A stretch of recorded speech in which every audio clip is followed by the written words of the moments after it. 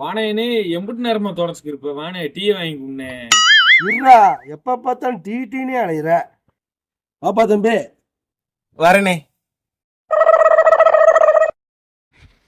நானும் மெட்ராஸ், கோயம்புத்தூர், மதுரை, திருப்பூர் எல்லாம் போயிட்டு வந்துட்டேன். எந்த வேலையும் செட் ஆகல.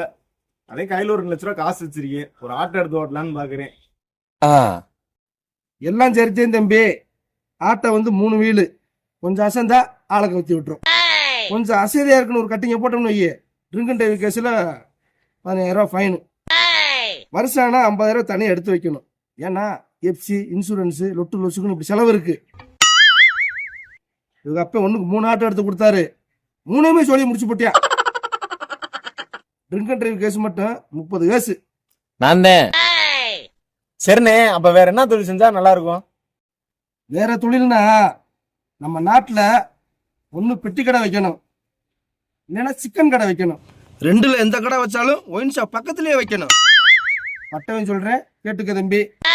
அண்ணே, நான் 2 கடையும் ஒன்னா போட்டேனே. சரிண்ணே, நல்ல வேலை நீ காப்பாத்திட்டேனே. வரேனே. சரி தம்பி. அண்ணே, சரக்கு இருக்கு அடிக்கினா நம்ம கடைக்கு வந்துருங்க. நீ பொழைச்சுக்கிறவையா? வர்றா அதுக்குள்ள வியாபாரத்துக்கு எடுத்துக்கிட்டானே. வா ஒரு டீ வாங்கி கொடுவா. சுத்தி மத்தி அங்கதானே வந்துடுறியா? வந்து தோல.